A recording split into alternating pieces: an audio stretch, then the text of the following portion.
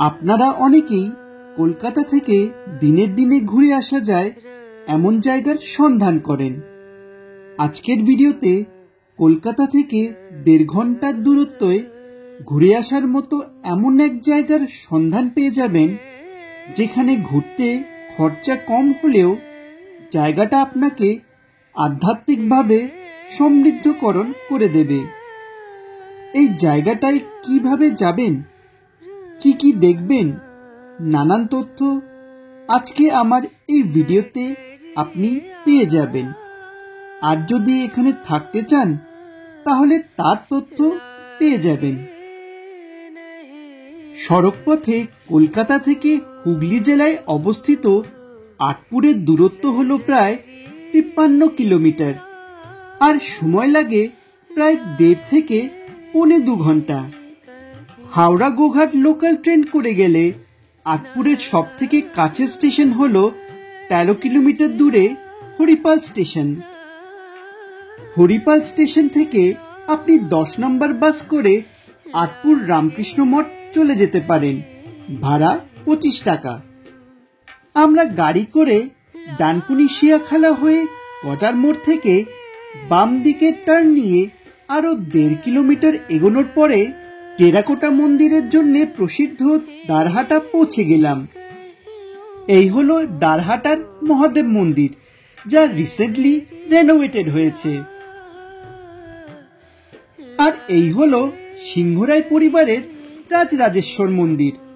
1728 সালে নির্মিত নারায়ণের এই মন্দির ট্রেডিশনাল আটচালা স্টাইলে বানানো। দ্বারহাটা হলো প্রাচীন বাংলার টেরাকোটা শিল্পের এক অনন্য পীঠস্থান।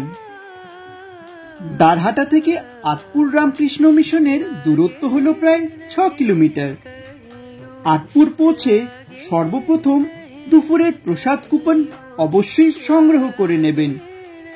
দুপুরে প্রসাদ গ্রহণ করার সময় হলো 12:15, আর তার জন্যে আগের দিন বিকেলে 4টে থেকে 6টার মধ্যে ফোন করে নেবেন। কন্ট্যাক্ট ডিটেলস কিছুক্ষণ পরেই এই ভিডিওতে আপনাদেরকে আমি দিয়ে দেব। মঠে প্রবেশ করে বাম দিকের এই বিল্ডিং এর গ্রাউন্ড ফ্লোরে প্রসাদ ডাইনিং হল। আর এই হলো লক্ষ্মীনারায়ণ মন্দির। আটপুরের এই আশ্রম শ্রী রামকৃষ্ণ পরমহংসদেবের শিষ্য স্বামী প্রেমানন্দ মহারাজের জন্মস্থান। এই হলুদ রঙের মণ্ডপটা হলো ধুনি মণ্ডপ, আর তার পাশে দুর্গা মণ্ডপ। এই ধুনি মণ্ডপে 1886 সালের 24শে ডিসেম্বর মানে বড়দিনের আগের দিন স্বামী বিবেকানন্দ তার 8 গুরু ভাই সহ নক্ষত্র প্রচিত আকাশের নিচে অগ্নিশিখাকে সাক্ষী করে সংসার ত্যাগ করার সংকল্প করে সন্ন্যাস ব্রত গ্রহণ করেছিলেন।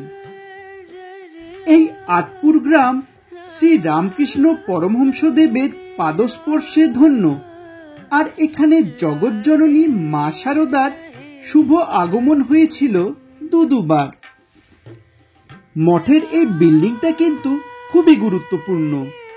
কেন জানতে চান? চলুন দেখে নিই। বাই দ্য ওয়ে, যদি এখনো পর্যন্ত ভিডিওটা ভালো লেগে থাকে তাহলে ভিডিওকে লাইক করে চ্যানেলকে সাবস্ক্রাইব করার সাথে নতুন ভিডিওর নোটিফিকেশন পাওয়ার জন্য বেল আইকন প্রেস করতে ভুলবেন না। এই বিল্ডিং এর ফার্স্ট ফ্লোরে দেখতে পাবেন স্বামী বিবেকানন্দের শয়ন কক্ষ, আর দেখতে পাবেন এমন একটা রুম যেখানে জগৎজননী মা শারদা দুবার রাত্রিবাস করেছিলেন।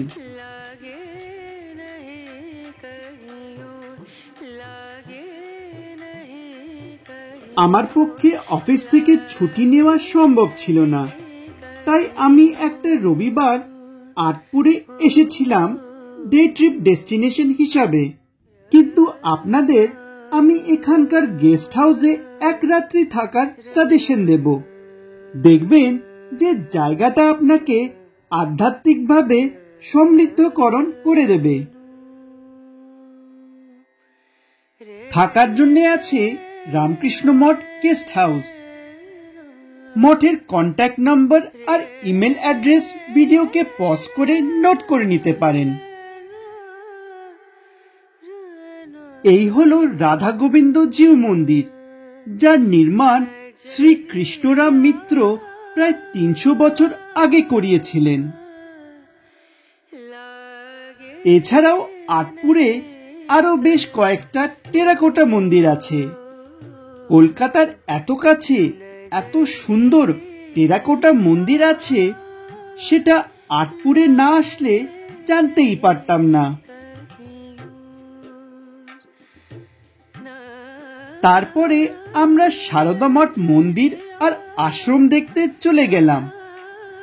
আচ্ছা, আপনাদের মধ্যে কি কেউ আটপুরে এসে এখানকার গেস্ট হাউসে নাইট স্টে করেছেন?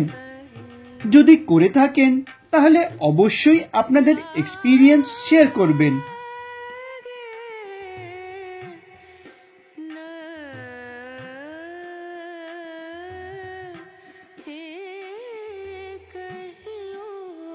দিনের লাস্ট গন্তব্য হলো আটপুর থেকে প্রায় 8 কিলোমিটার দূরে জাঙ্গিপাড়াতে অবস্থিত রাজবল্লভী মাতার মন্দির।